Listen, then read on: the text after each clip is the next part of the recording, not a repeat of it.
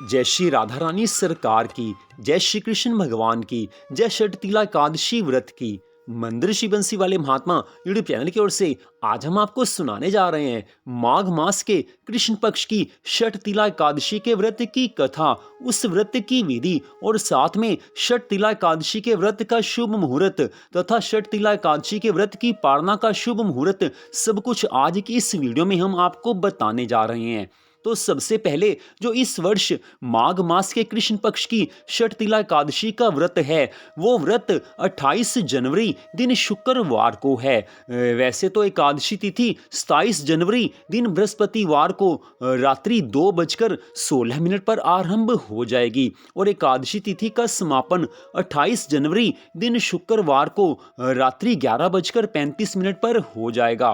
तो इसलिए जो माघ मास के कृष्ण पक्ष की षटतिला एकादशी का व्रत है वो 28 जनवरी दिन शुक्रवार को रखना है। और षटतिला एकादशी के व्रत की पारणा का जो शुभ मुहूर्त है वो हम आपको यहाँ पर बता रहे हैं। तो षटतिला एकादशी के व्रत की पारणा 29 जनवरी दिन शनिवार को सुबह 7:11 से लेकर सुबह 9:20 तक की जा सकती है। इस समय के बीच आप व्रत की पारणा कर सकते हैं, अर्थात व्रत को खोल सकते हैं। कुछ भक्त द्वादशी तिथि को सूर्य उदय होने के पश्चात व्रत को खोल लेते हैं, तो वो विधि भी ठीक है, आप किसी भी विधि के अनुसार व्रत को खोल सकते हैं। षटतिला एकादशी का हमारे हिंदू धर्म में बहुत अधिक महत्व बताया जाता है। षटतिला एकादशी के दिन स्नान करने के जल में तिल मिलाकर स्नान करना चाहिए और भोजन में भी तिल को प्रयोग करना चाहिए। तिल का ही इस दिन दान किया जाता है और तिल से ही पूजन किया जाता है। तिल मिला हुआ जल इस दिन पीना चाहिए और तिल का उबटन लगाया जाता है। इस तरह से 6 कामों में तिल का प्रयोग किया जाता है, इसलिए इस एकादशी का नाम षटतिला एकादशी पड़ा था। तो अब हम आपको सुनाने जा रहे हैं षटतिला एकादशी के व्रत की विधि कि किस विधि के अनुसार व्रत रखा जाता है। तो जिन भक्तों ने षटतिला एकादशी का व्रत रखना हो उनको ये चाहिए कि षटतिला एकादशी से एक दिन पहले ही अर्थात दशमी तिथि को सायंकाल तक भोजन कर लें। सायंकाल के बाद दशमी तिथि को भोजन नहीं किया जा सकता। दशमी तिथि को आप सायंकाल के बाद दूध पी सकते हैं, फल खा सकते हैं, चाय पी सकते हैं, जूस पी सकते हैं, लेकिन भोजन नहीं किया जाता। तो अगले दिन अर्थात षटतिला एकादशी के दिन सुबह जल्दी उठकर स्नान करें। कोशिश यही करें कि सूर्य उदय होने से पहले स्नान हो जाए। माघ का महीना है, सर्दी के दिन हैं, अगर आप ठंडे पानी से नहाना चाहें तो ठीक है, लेकिन अगर आप गर्म पानी से नहाना चाहें तो भी अच्छी बात है, आप गर्म पानी से भी स्नान कर सकते हैं। अगर आप सूर्य उदय होने के पश्चात स्नान करें तो भी भगवान की कृपा पूरी मिलेगी। लेकिन इस दिन आप ये ध्यान में रखें कि नहाने के जल में तिल को अवश्य मिला लीजिए और उसके पश्चात नहा धोकर साफ सुथरे शुद्ध वस्त्र धारण करें और उसके पश्चात श्री हरि विष्णु भगवान जी का, श्री राधा कृष्ण भगवान जी का पूजन करें। पूजन में भी तिल को उपयोग में लाया जाता है, तो आप तिल से भी भगवान की पूजा कर लीजिए और साथ में तुलसी माता का पूजन भी अवश्य करें। एकादशी का व्रत कोई भी हो, किसी भी मास की एकादशी का व्रत हो, तुलसी माता का पूजन अवश्य करना चाहिए। इससे श्री राधा कृष्ण भगवान जी की, तुलसी माता की अनंत कृपा मिलती है और मनुष्य के जीवन में सुख संपत्ति आनंद आते हैं। तो तुलसी माता का पूजन भी अवश्य करना चाहिए।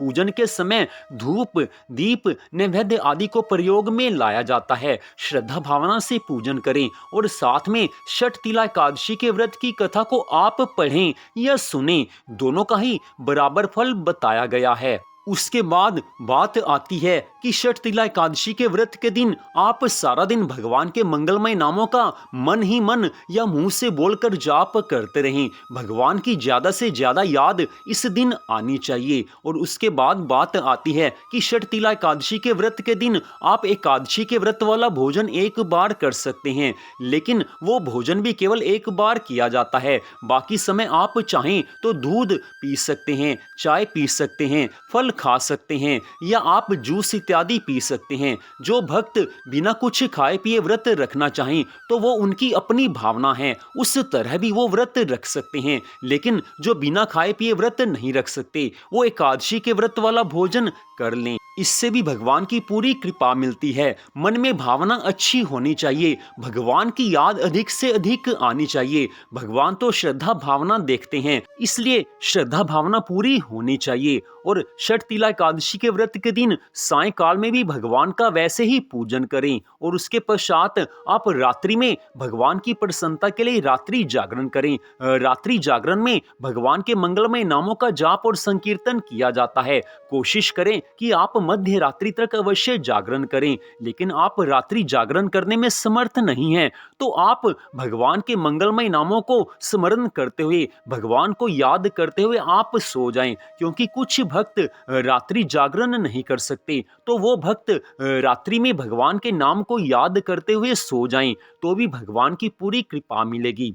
उसके बाद बात आती है कि छठ तिला एकादशी के व्रत की पारना जो आपने अगले दिन अर्थात 29 जनवरी दिन शनिवार को करनी है, तो अगले दिन आप शुभ मुहूर्त के अनुसार व्रत की पारना करें। शुभ मुहूर्त पहले ही इस वीडियो में आपको बताया जा चुका है, तो इस तरह से आप एकादशी का व्रत रख सकते हैं, छठ तिला एकादशी का व्रत रख सकते हैं। तो अब हम आपको सुनाने जा रहे हैं माघ मास के कृष्ण पक्ष की छठ तिला एकादशी के व्रत की कथा, जो कि इस प्रकार है। युधिष्ठिर जी ने भगवान श्री कृष्ण जी से कहा है कि हे प्रभु, हे जगतपते, माघ मास के कृष्ण पक्ष में कौन सी एकादशी होती है, उसके लिए कैसी विधि है तथा उसका फल क्या है। हे प्रभु, कृपा करके ये सब बातें बताइए। श्री भगवान कहने लगे हैं कि हे नृपश्रेष्ठ, सुनो, माघ मास में कृष्ण पक्ष की जो एकादशी है वह छठ तिला के नाम से विख्यात है, जो सब पापों का नाश करने वाली है।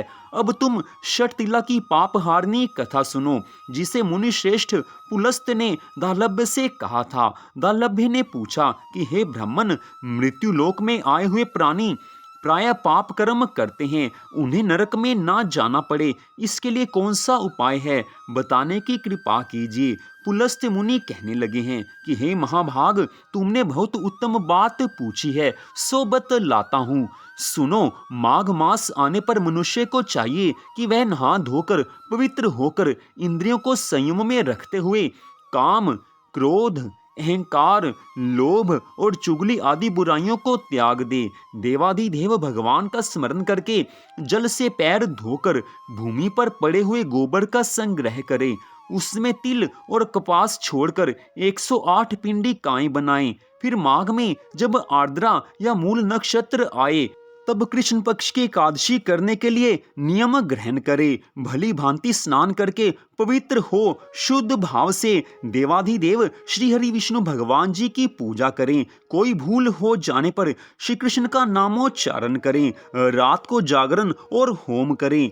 चंदन, अर्गजा, कपूर, नैवेद्य आदि सामग्री से शंख, चक्र और गदा धारण करने वाले देव देवेश्वर श्री हरि जी की पूजा करें। तत्पश्चात भगवान का स्मरण करके बारंबार श्री कृष्ण भगवान जी के नाम का उच्चारण करते हुए कुम्हड़े, नारियल अथवा बिजोरे के फल से भगवान को विधि पूर्वक पूज कर अर्घ्य देवें। अन्य सब सामग्रियों के अभाव में 100 सुपारियों के द्वारा भी पूजन और अर्घ्य दान किए जा सकते हैं। अर्घ्य के मंत्र का हिंदी में अर्थ इस प्रकार है।